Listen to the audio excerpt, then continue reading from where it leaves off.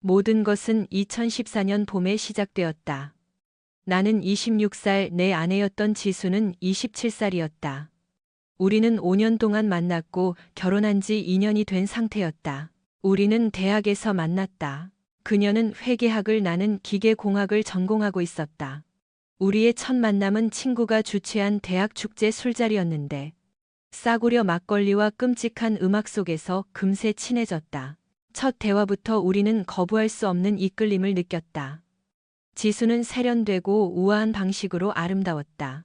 완벽하게 묶은 긴 생머리, 사람을 꿰뚫어 보는 듯한 강렬한 눈빛, 그리고 주변 사람들 모두가 주목하게 만드는 자신감까지. 그녀의 말투는 단호하면서도 세련됐는데 늘 그녀에게 잘 보여야 할 것 같은 느낌을 주었다.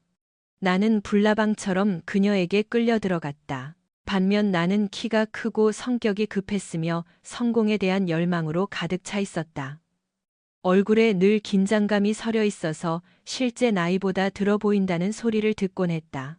우리는 서로 다른 점이 많았지만 금세 때려야 뗄 수 없는 사이가 되었다. 1년도 안 되어 우리는 결혼을 결심했다. 나는 지수가 완벽한 파트너라고 생각했다. 똑똑하고 자신감 넘치며 나를 더 발전하게 만들어줄 사람이라고 믿었다.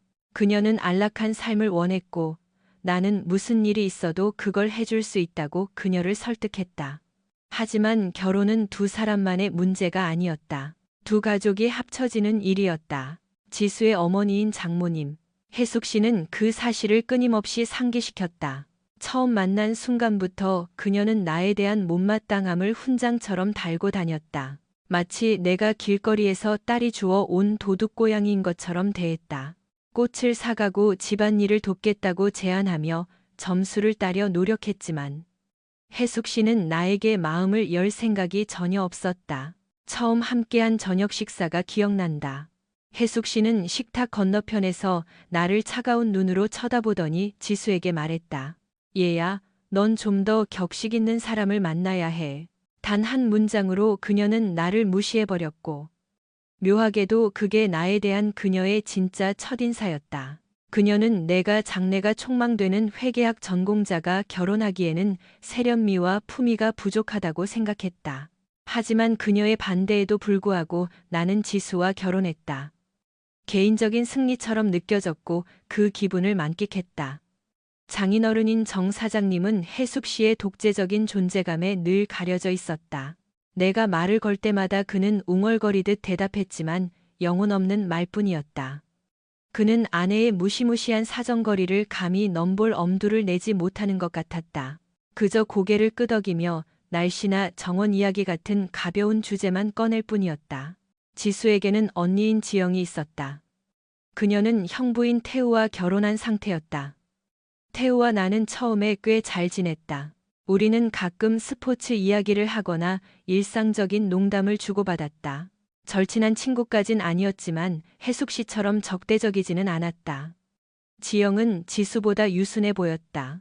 약간 연약한 인상이었는데 집안에서는 그녀가 몇 년째 난임으로 고생하고 있다는 사실이 공공연하게 알려져 있었다. 처음에 지수와 나는 당분간 아이를 갖지 않기로 했다. 세계 여행을 하고 대출금을 갚고 성공적인 커리어를 쌓고 싶었다. 우리한텐 시간이 많잖아. 지수는 특유의 거만한 태도로 머리를 넘기며 말하곤 했다. 우선 더 중요한 일들에 집중해야 해. 그녀가 그렇게 말할 때마다 나는 고개를 끄덕이며 지지한다는 뜻을 비쳤다. 하지만 내심 그 상황이 좋았다. 나에게도 야망이 있었으니까. 엔지니어링 회사에서 승진하고 이름을 알린 뒤에 아이를 갖고 싶었다. 솔직히 말해서 기다린다는 생각 자체가 좋았다. 내 삶의 제약이 덜하다는 뜻이었으니까. 결혼 1년 차 모든 것이 변했다. 혜숙 씨가 넘어져서 이틀 동안 입원하게 되었다. 의사의 조언은 간단했다. 안정을 취하라는 것이었다. 그 소식을 듣자마자 지수는 패닉에 빠졌다. 지수의 모든 생각을 조종할 수 있는 사람이 있다면 그건 바로 혜숙 씨였다. 혜숙 씨는 수년 동안 딸들에게 가족이 전부이며 여자의 가장 큰 자랑은 대를 잇는 것이라고 세뇌시켜왔다. 지수는 병상 곁을 지키겠다고 고집을 피웠다. 내가 꽃을 들고 찾아갔지만 혜숙 씨는 나를 투명 인간 취급했다. 그녀가 내게 말을 걸 때는 이런 식이었다. 자네는 여기 서 있는 것 말고 할 일이 없나? 회사가 그렇게 한가한가? 그녀는 내 직업, 내 존재, 나에 대한 모든 것을 깎아내릴 기회를 놓치지 않았다. 혜숙 씨가 퇴원한 후 그녀는 손주가 없다는 사실로 죄책감을 심어주는데 더욱 열을 올렸다. 그러다 장인어른과 장모님의 결혼 30주년 기념일이 다가왔고 온 가족이 모였다. 꽤 큰 행사였다. 다들 정장 차림으로 모였고 작은 연회장에서 고급 저녁 식사가 제공되었으며 억지로 꾸며낸 활기찬 분위기가 감돌았다. 처음부터 무언가 무거운 일이 벌어질 것 같은 예감이 들었다. 드라마틱한 등장을 좋아하는 혜숙 씨는 그날 밤 마이크를 잡고 자신의 건강이 좋지 않으며 할머니가 되지 못할까봐 두렵다는 이야기를 늘어놓았다. 그 자리에서 처형지영은 울음을 터뜨리며 수많은 난임 클리닉을 다녔지만 소용이 없었다고 가족들에게 고백했다. 그녀는 임신할 수 없었고 그 감정적 무게가 그녀를 짓누르고 있었다. 그녀 뒤에 조용히 서 있던 태호 형님은 입술을 굳게 다물었지만 아무 말도 하지 않았다. 혜숙 씨는 비련의 여주인공처럼 한탄했다. 난 그저 손주를 원할 뿐이야. 지영이가 노력했지만 우리 집안 핏줄을 잊지 못할지도 몰라. 지수까지 영원히 미루면 난 눈을 감지 못할 거야. 그녀는 경멸 어린 시선으로 나를 쳐다보았다. 마치 내가 개인적으로 그녀의 손주를 맡고 있는 것처럼. 그렇게 긴장의 씨앗이 싹트기 시작했다. 집으로 돌아오는 길에 지수는 눈에 눈물이 그렁그렁한 채 눈에 띄게 동요하고 있었다. 엄마가 병상에 누워있던 모습이 잊히지 않아. 그녀가 떨리는 목소리로 중얼거렸다. 만약 엄마가 손주를 한 번도 안아보지 못하면 어떡해? 만약 언니가 영영. 그녀는 말을 잇지 못하고 지나가는 가로등 불빛만 응시했다. 나는 손을 뻗어 그녀의 손을 꼭 잡았다. 우리한텐 시간이 있어. 서두르지 말자. 부드럽게 말했다.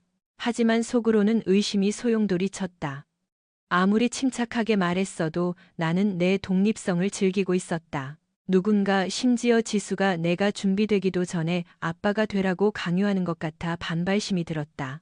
돌이켜보면 나는 항상 깊은 분노를 품고 있었던 것 같다. 엔지니어링 업무도 잘했고 지수와 괜찮은 삶을 꾸렸으며 정말 괄목할 만한 성과를 낼 때까지 계속 밀고 나가고 싶었다. 하지만 아이러니하게도 아이 문제가 거론될수록 지수와 처가 식구들에 대한 반감이 커졌다. 조용한 순간마다 나는 그 원한을 곱씹으며 터차 터지게 놔두었다. 지수나 특히 장모님이 손주 문제를 압박하면 폭발하고 싶었다. 나는 혜숙 씨와 대화할 때면 비꼬는 성향이 튀어나오곤 했다. 기념일 소동이 있고 몇 달 후 혜숙 씨가 예고도 없이 우리 집에 들이닥쳤다.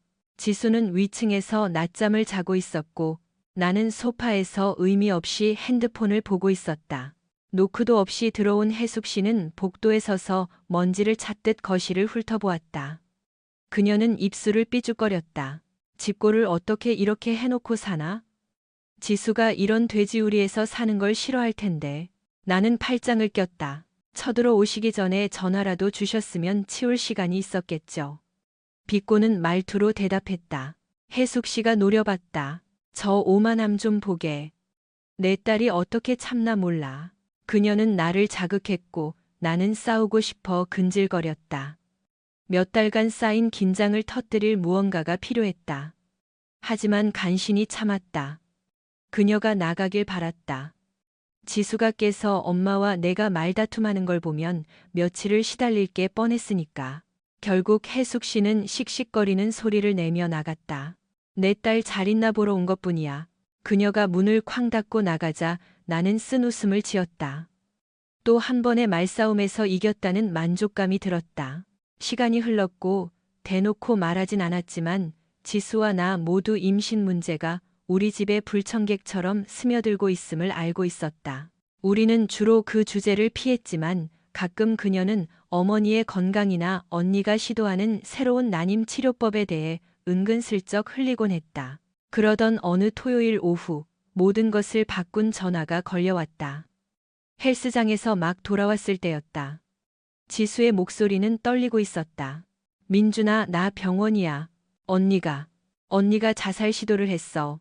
그녀는 잠시 말을 잇지 못하다가 계속했다. 위독한 상태야. 와봐야 할 것 같아. 나는 주저없이 차 키를 집어들었다. 머릿속이 복잡했다. 지영 형님이 아이 문제로 징징거리는 걸 좋아하진 않았지만 나쁜 일이 생기길 바란 적은 없었다. 자살 시도까지 할 정도면 그 고통이 엄청났으리란 걸 알 수 있었다. 도착했을 때 지수의 눈은 울어서 퉁퉁 부어 있었고 혜숙 씨는 자판기 근처에 팔짱을 끼고 서 있었다. 무언가 집어 던지고 싶게 만드는 그 차가운 표정을 하고서 그녀는 나를 시간 낭비라는 듯 쳐다보지도 않았다. 태우 형님은 구석에서 이를 악문 채 왔다 갔다 하며 중얼거리고 있었다. 나는 지수에게 다가갔다. 괜찮아질까? 최대한 평온한 목소리로 물었다. 지수는 눈물을 흘리며 고개를 끄덕였다. 몸은 아마도 위세척 중이야. 약을 너무 많이 먹었어. 그녀는 혜숙 씨를 힐끗 보더니 나를 보았다. 스트레스를 감당 못한 거야. 아이를 못 갖는다는 사실. 엄마의 기대. 그게 다 터져버린 거지. 혜숙 씨의 눈이 차갑게 나를 향했다. 자네도 알겠지. 그녀가 낮은 목소리로 씹씹거렸다. 자네랑 지수가 아이만 가졌어도 지영이가 저런 압박감을 혼자 느끼진 않았을 거라는 걸. 그 뻔뻔함에 숨이 막혔다. 정신건강 문제는 그런 식으로 작동하는 게 아닙니다. 분노로 목소리가 떨렸다. 따님이 무너진 걸 제 탓으로 돌리지 마세요. 지수가 긴장하는 게 보였지만 그녀는 나를 변호하지 않았다. 엄마 앞에서는 절대 그러지 않았다. 이틀 후 지영 형님이 퇴원했다. 여전히 쇠약한 상태였고 온 가족이 해결책을 논의하기 위해 혜숙 씨 집에 모였다. 거실 공기는 숨 막혔고 소파나 안락의자에 앉은 모두가 침울해 있었다. 혜숙 씨는 비탄에 잠긴 여왕처럼 앉아 방안을 훑어보았다. 나는 똑같은 레퍼토리를 들었다. 손주가 없다. 가슴이 찢어진다. 엄마의 소원이다. 어쩌고 저쩌고. 인내심이 바닥났다. 결국 제안을 하나 했다. 입양은 어때요? 헛기침을 하며 물었다. 형님네 부부 말이에요. 좋은 방법이 될 수도. 혜숙 씨는 거의 침을 뱉듯이 말했다. 입양? 그건 진짜 손주가 아니야. 우린 핏줄 얘기를 하고 있는 거라고. 그녀는 팔짱을 끼며 말을 이었다. 그건 선택지에 없어. 입꼬리가 비틀리는 게 느껴졌다. 너무 구시대적이고 잔인한 생각 아닙니까? 잠시 침묵이 흘렀고 지수가 나를 노려보았다. 지영 형님은 모욕감을 느낀 듯 팔짱을 꽉 꼈다. 태우 형님마저 내 질문이 무식하다는 듯 짜증 섞인 표정으로 앉아 있었다. 입양은 복잡하고 돈도 많이 들어요. 그가 내 눈을 피하며 중얼거렸다. 그때는 몰랐지만 그 순간이 내가 전혀 예상치 못한 뒤틀린 계획의 씨앗이 되었다. 그 악명 높은 대화가 있고 몇 주 후 지영 형님과 태우 형님이 우리 집에 자주 오기 시작했다. 가끔은 안부를 묻거나 저녁을 같이 먹자는 핑계였지만 부엌에서 지수와 소곤거리는 걸 목격하곤 했다. 내가 방에 들어가면 그들은 입을 다물었다. 지수가 핸드폰을 숨기는 일도 잦아졌다. 진동이 울리면 낚아채듯 집어들고 화면을 내 쪽에서 안 보이게 돌렸다. 내가 캐물으면 그녀는 얼버무렸다. 그냥 언니랑 얘기하는 거야. 아직 불안정하잖아. 자기는 이해 못해. 그냥 넘어갈 수도 있었지만 직감이 뭔가 더 있다고 말하고 있었다. 지수에 대한 불만은 커져만 갔다. 그녀는 너무 오만했고 내가 의문을 제기할 때마다 무시했다. 인정하건대 나도 사소한 모욕이나 그녀의 지성을 깎아내리는 말로 공격하기 시작했다. 그 잘난 회계약하기로 네가 얼마나 멍청하게 굴고 있는지 계산이나 해보지 그래? 그녀가 비밀 문자에 대해 이야기하길 거부했을 때 내가 내뱉은 말이었다. 7월 5일 상황은 끌어올랐다. 퇴근하고 집에 오니 차들이 잔뜩 주차되어 있었다. 혜숙 씨, 지영 형님, 태우 형님. 심장이 쿵쿵거리고 불길한 예감이 뱃속을 뒤틀었다. 들어가 보니 그들이 비장한 표정으로 거실에 모여 있었다. 혜숙 씨가 즉시 차가운 시선을 내게 돌렸다. 지수가 자리를 가리켰다. 민준아, 앉아. 나는 억지로 표정을 관리하며 천천히 앉았다. 무슨 일입니까? 혜숙 씨가 치명적으로 조용한 톤으로 대답했다. 손주 문제를 매듭 지으려고 왔다. 턱에 힘이 들어갔다. 그러신가요? 내가 이미 말했지. 그녀는 손을 들어 내 말을 막았다.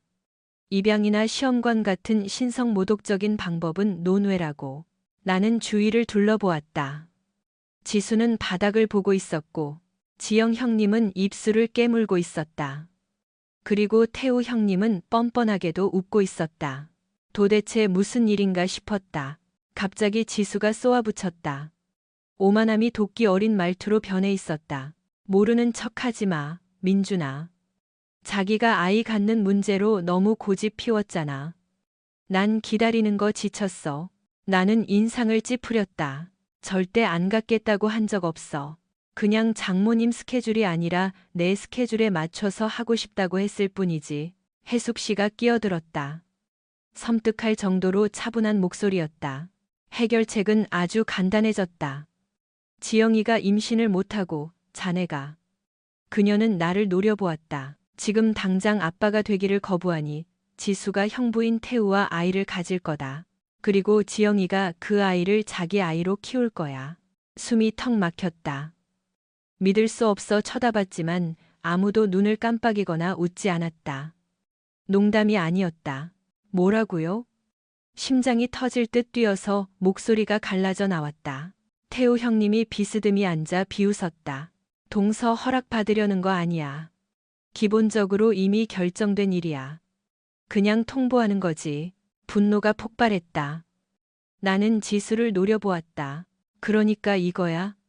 내 등 뒤에서 모여서 이런 미친 계획을 짜고 난 가장 마지막에 알게 되고 그녀는 어깨를 으쓱했다. 언니를 위해서야. 언니 우울증 있잖아. 자살 시도했던 거 기억 안 나? 이 아기가 언니한테 희망을 줄 거야. 자기는 이기적이야, 민준아. 항상 그랬어. 혜숙 씨가 끼어들었다. 우리가 이 일에 자네를 끼워주는 것만으로도 감사해야지. 남든 떠나든 상관없네. 자네가 있든 없든 이 아이는 우리 집안 핏줄로 태어날 테니까. 무언가 뚝 끊어졌다. 다들 미쳤어. 내가 소리쳤다. 나는 태우 형님에게 달려들어 주먹을 날렸다. 그가 방심한 사이 내 주먹이 턱에 정통으로 꽂혔고 그는 카펫 위로 나뒹굴었다. 지영 형님이 비명을 질렀다. 지수가 나를 잡았지만 나는 아드레날린이 솟구쳐 그녀를 밀쳐냈다. 내 집에서 당장 나가. 내가 고함쳤다. 그들은 욕설을 퍼부으며 도망치듯 나갔다. 혜숙 씨가 악을 썼다. 자네는 자격 없는 남편이야. 내 딸은 더 나은 대우를 받아야 해. 지영 형님은 흐느꼈고 태우 형님은 멍든 턱을 감싸 쥐고 욕을 중얼거렸다. 지수가 마지막으로 거실을 나가더니 안방으로 뛰어들어가 분노로 일그러진 얼굴을 했다. 나는 따라 들어가 문을 쾅 닫았다. 형부랑 자도록 조종당하는 걸 놔두겠다고? 그건 역겨운 짓이야. 그녀는 머리를 넘기며 노려봤다. 자기는 언니가 얼마나 절망적인지 몰라. 자기는 그 잘난 꿈이랑 오만함 때문에 우리가 필요한 시기에 아빠가 될 생각도 안 하잖아. 엄마 말이 맞아. 엄마는 손주도 못 보고 언제 돌아가실지 몰라. 자기는 너무 눈이 멀어서 신경도 안 쓰지. 내가 비웃었다. 눈이 먼 건 너야. 그 끔찍한 엄마한테 굴복해서 말이야. 그렇게 철없고 특권 의식에 쩔어서 이 계획이 얼마나 역겨운지 안 보이는 거야? 말싸움은 고성과 욕설로 맴돌았다. 결국 그녀는 화장실 문을 잠그고 들어갔고 나는 열을 식히러 밖으로 나왔다. 분노는 치명적이었고 마침내 폭발시켰다는 쾌감에 젖어있는 내가 역겨웠다. 하지만 분노 밑에는 떠나지 않는 한기가 서려 있었다. 내 아내는 도덕적으로 너무나 뒤틀려 광기에 가까운 계획을 선택했다. 다음 날 나는 가장 친한 친구인 상철이에게 털어놓았다. 작은 카페에서 커피를 마시며 끔찍했던 대치 상황을 이야기했다. 상철이는 입을 딱 벌리고 들었다. 와, 미친. 그건 진짜 선 넘었는데. 야, 너 당분간 좀 떨어져 지내야 하는 거 아니냐? 그 도끼에서 좀 벗어나야지. 나는 인상을 찌푸렸다. 그리고 걔들이 이겼다고 생각하게 놔두라고? 어림도 없지. 내 머릿속은 태우 형님을 엿먹이거나 해숙 씨를 밟아줄 방법들을 그려내고 있었다. 어떤 어두운 충동이 내 집에서 나를 모욕한 대가를 치르게 하고 싶어 했다. 상철이가 날카롭게 쳐다봤다. 조심해라. 그 분노가 너 잡아먹는다. 그날 저녁 집에 돌아오니 지수가 식탁에 앉아 있었다. 눈가는 붉어져 있었다. 엄마 또 입원했어. 그녀가 잠긴 목소리로 속삭였다. 어지럼증이 와서 쓰러지셨대. 나는 팔짱을 꼈다. 그래서 뭐? 그 노인네 죽든 말든 내 알 바 아니야. 그녀가 충격받은 표정으로 굳었다. 어떻게 그런 말을. 조종하는데 도 같은 마녀니까. 내가 쏘아붙였다. 그리고 그런 말에 휘둘리는 너도 똑같이 나빠. 지수가 눈을 부릅뜨고 일어섰다. 우리 엄마한테 함부로 말하지 마. 나를 진심으로 사랑하는 유일한 사람이야. 자기는 항상 자기 자신, 자기 커리어, 자기 안락함에만 빠져서 남의 고통은 보지도 않잖아. 내가 받아쳤다. 그럼 너는 아주 이타적이시네? 그래. 엄마한테 인정받으려고 형부랑 자겠다는 것보다 더 이타적인 게 어딨겠어. 그녀가 내 뺨을 때렸다. 뺨이 화끈거렸고 분노가 솟구쳤다. 찰나의 순간 나도 때릴까 생각했지만 주먹을 꽉 쥐고 참았다. 계속해봐. 내가 끓어오르는 목소리로 말했다. 내 엄마의 그 역겨운 계획을 옹호해보라고. 너도 썩었어. 그 여자처럼. 지수의 눈에 눈물이 고였지만 흘리지는 않았다. 너 정말 싫어. 그녀가 떨리는 목소리로 내뱉었다. 그녀는 나를 밀치고 핸드백을 챙겨 나갔다. 며칠 동안 우리는 한 지붕 아래서 남처럼 지냈다. 마주쳐도 날선 말이나 노려보는 게 전부였다. 그러다 예상치 못한 순간에 지수가 사과했다. 어느 저녁 그녀가 내 서재문을 두드리고 머뭇거하며 들어왔다. 뺨 때려서 미안해. 그녀가 내 눈을 피하며 말했다. 그리고 내가 했던 말들도 미안해. 나는 의자에 등을 기대고 팔짱을 꼈다. 왜 갑자기 마음이 바뀐 거야? 그녀가 한숨을 쉬었다. 또 눈물이 차오르고 있었다. 언니가 자살 감시 대상이 됐어. 엄마는 병원에 있고 여전히 임신 안 했다고 나를 들들 볶아. 온 가족이 나만 쳐다보고 있어. 그녀가 고개를 저었다. 덫에 걸린 기분인데 배신할 수도 없어. 가족이잖아. 나는 그녀를 찬찬히 뜯어보았다. 눈은 충혈되고 지쳐 보였지만 여전히 턱을 치켜든 오만한 태도는 남아 있었다. 죄책감 느끼는구나. 그건 알겠어. 내가 대답했다.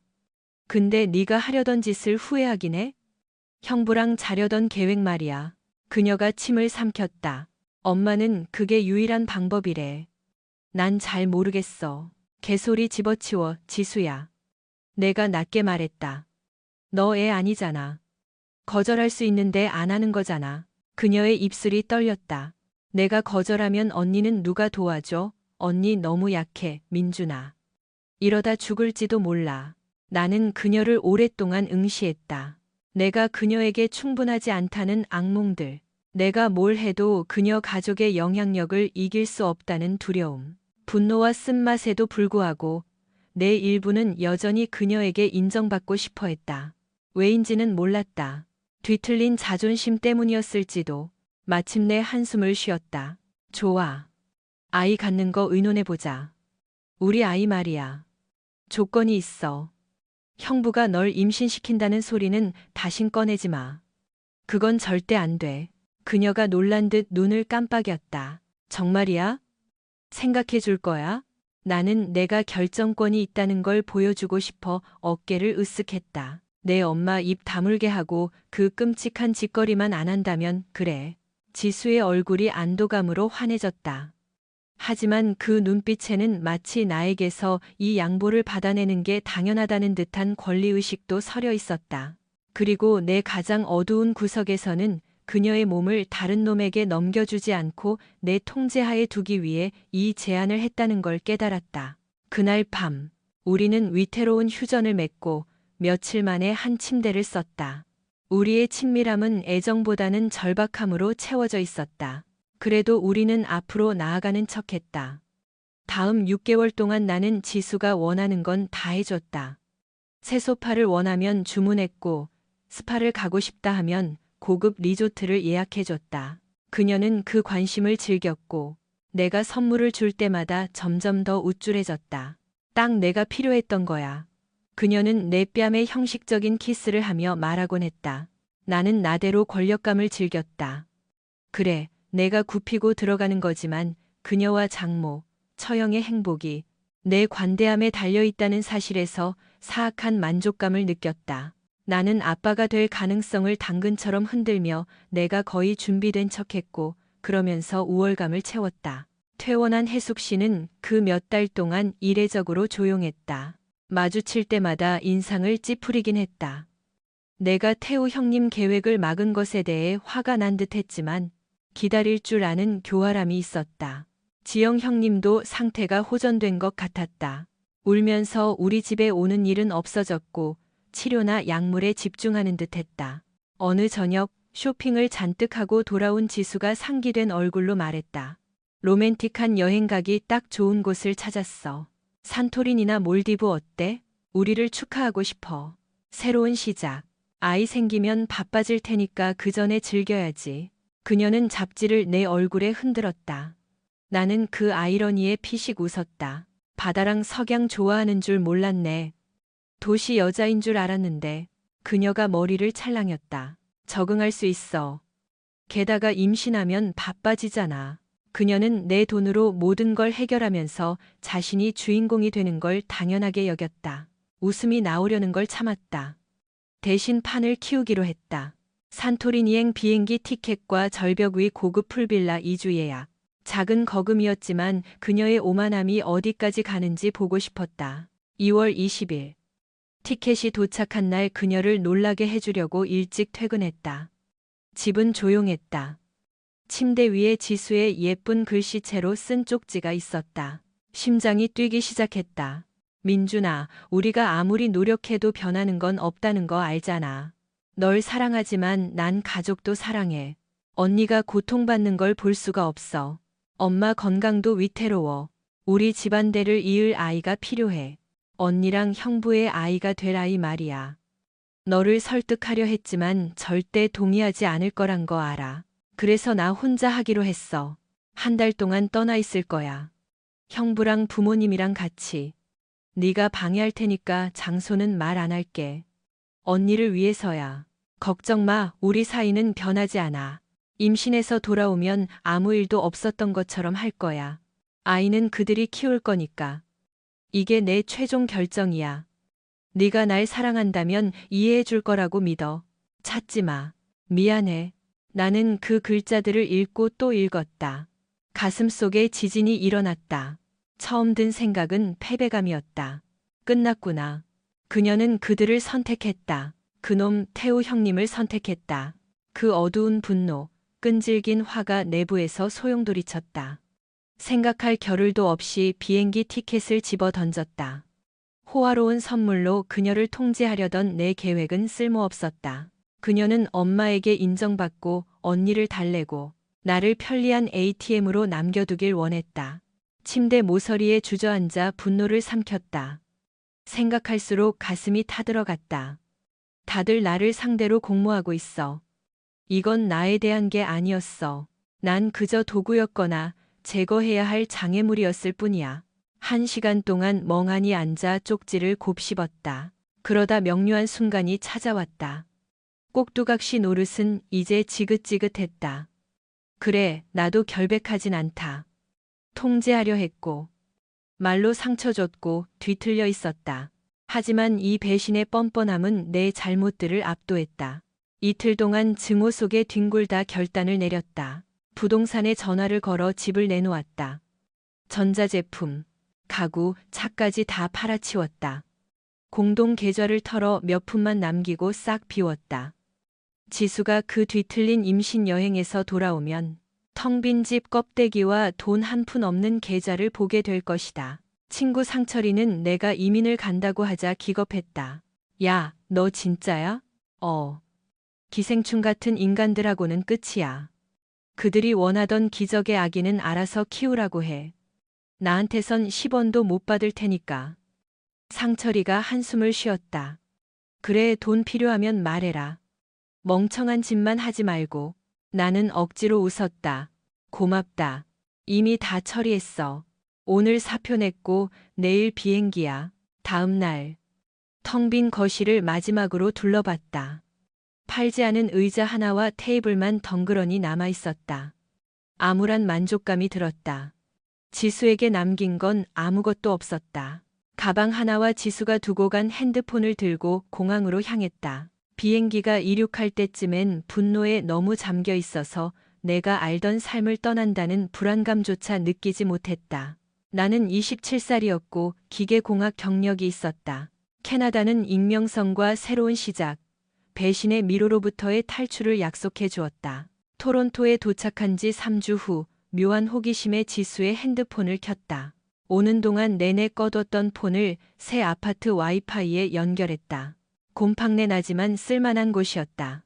알림이 쏟아졌다. 그중 하나가 눈에 들어왔다. 베이비라는 이름의 가족 카톡방. 눌러봤다. 지영 형님이 보낸 마지막 메시지가 있었다. 드디어 성공했어, 여러분. 20번 넘게 시도한 끝에 우리에게 손주가 생겨요. 사진이 첨부되어 있었다. 상의를 탈의한 채 득이양양한 표정을 짓고 있는 태우 형님. 그리고 내 아내. 속옷만 입은 채 이마에 땀이 송글송글 맺혀 있고 승리감에 찬 미소를 짓고 있는 내 아내. 두 번째 사진은 두 줄이 뜬 임신 테스트기였다. 속이 메스꺼웠다. 머리로는 알고 있었지만 시각적인 증거를 보니 뇌가 타버리는 것 같았다. 이가 갈렸고 분노가 온몸의 세포를 진동시켰다. 하지만 나는 수천 킬로미터 떨어져 있었다. 달려가서 태우 형님 얼굴을 갈기거나 혜숙 씨 집을 불태울 수 없었다. 폰을 껐다. 몇 시간을 서성였다. 그 사진의 잔상이 눈꺼풀 뒤에 박혀 있었다. 다음 날 아침, 분노는 무감각한 결의로 변했다. 여기까지 왔다. 되돌아갈 순 없다. 경력에도 불구하고 급하게 구한 일자리는 토론토 외곽 공장의 창고 직원이었다. 보수는 나쁘지 않았고 장기 계획을 세울 시간을 벌어줬다. 매일 상자를 나르고 트럭에 짐을 실으며 지수 생각을 지우려 했다. 그러다 어느 일요일 아침 새로운 공포가 찾아왔다. 지수가 내 번호를 기억해 문자를 보낸 것이다. 글자들이 산성용액처럼 화면에 떴다. 여보, 나 집에 왔어. 모든 게 완벽하게 됐어. 나 형부 아이 임신했어. 제발 돌아와. 할 얘기가 있어. 나는 그 문자를 1분 동안 노려보다가 냉소적인 웃음을 터뜨렸다. 그 짓을 하고도 여보라고 부를 엄두가 나나? 그녀의 오만함에 고개를 저었다. 문자가 이어졌다. 자기야, 집에 와. 우리 얘기 좀 해. 계좌가 비었고 카드가 안 돼. 장볼 돈이 필요해. 나는 거칠게 웃었다. 이제 와서 형부 아이 양육비를 나보고 대라고? 내 눈에 흙이 들어가기 전엔 어림없다. 그녀는 계속 전화했다. 나는 받지 않고 벨소리가 울리게 놔두었다. 그러자 지영, 태우, 심지어 혜숙 씨에게서 전화 폭탄이 쏟아졌다. 차단 목록은 시간마다 늘어났다. 그들의 뒤틀린 머릿속에서는 내가 여전히 가족의 일원이었고, 그러니 내가 뒤치다꺼리를 하고 돈을 대고 정서적 지원을 해야 한다고 생각하는 모양이었다. 혐오감이 깊어졌다. 어느 저녁 아버지가 전화하셨다. 마지못해 받았다. 민준아. 아버지가 한숨을 쉬셨다. 내 엄마가 걱정한다. 캐나다로 도망갔다며? 무슨 일이야?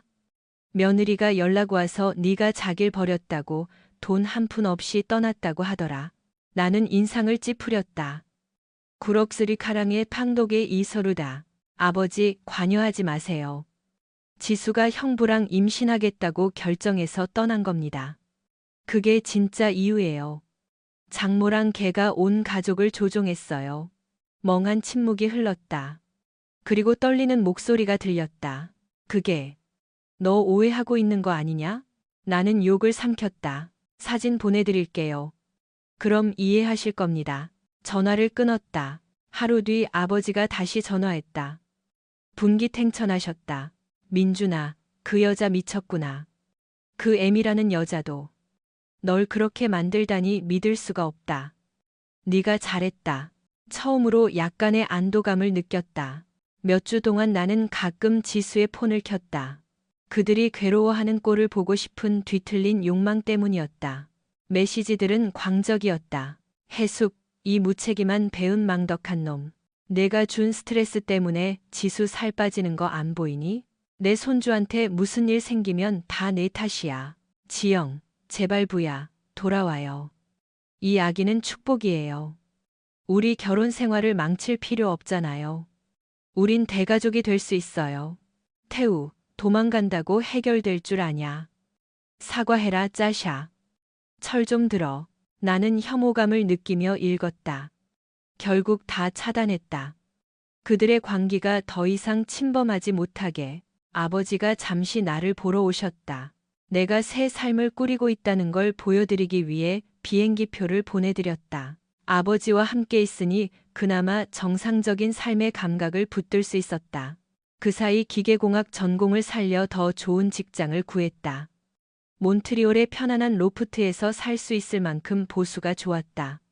나는 다시 이사했다. 지수가 나를 찾으려는 시도에서 더 멀어지기 위해서였다. 캐나다는 나의 도피처이자 새로운 정체성을 만드는 전장이 되었다. 몇 달 후 드디어 이혼 소송을 제기했다. 상철이의 친구인 변호사는 내 이야기를 듣고 경악했지만 승산이 있다고 했다. 지수는 결혼을 파탄냈고 다른 남자와 임신하기 위해 떠났으며 뻔뻔하게 돌아와 경제적 지원을 요구했다. 우리는 그녀의 자필 쪽지와 역겨운 카톡 대화 내용을 증거로 제출했다. 과정은 시간이 걸렸지만 나는 단호했다. 그러다 운명의 장난 같은 소식이 들렸다. 상철이를 통해 지수가 유산했다는 이야기를 들었다. 스트레스 때문인지 합병증 때문인지 태우 형님의 아이를 잃었다고 했다. 해숙 씨는 길길이 날뛰며 내가 정서적 충격을 줘서 그렇다고 탓했다. 지영 형님은 지수와 대판 싸우고 모든 걸 지수 탓으로 돌렸다고 한다. 그 난장판은 스스로 무너져 내리고 있었다. 어느 오후 거의 1년 만에 침묵을 깨고 내 새 번호로 영상통화가 걸려왔다. 모르는 번호였다.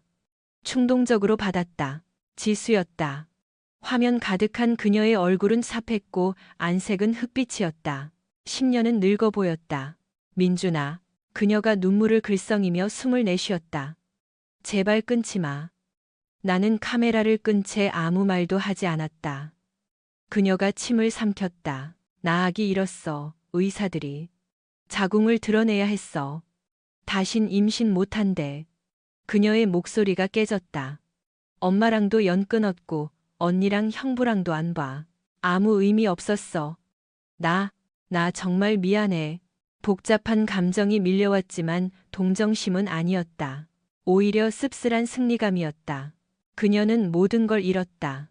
그게 나를 배신한 대가라고 생각했다. 침묵이 길어지게 둔 뒤 낮고 절제된 목소리로 말했다.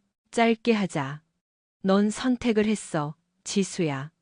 내 사랑을 맹목적인 복종으로 착각했지. 그 마녀 같은 내 엄마 비위 맞추려고 나한테 고개 끄덕이길 바랐잖아. 이제 결과를 거두는 거야. 그녀의 눈물이 떨어졌다. 알아. 그녀가 목이 메어 말했다. 내가 끔찍한 실수를 했어. 오만했고 잔인했어. 그들이 날 조종하게 뒀어. 우리 다시 시작할 수 없을까? 용서해 줄 수 없어? 나는 차가운 웃음으로 말을 잘랐다. 용서? 아니. 난 내 그 역겨운 엄마가 평생 손주 구경 못하길 바랐어.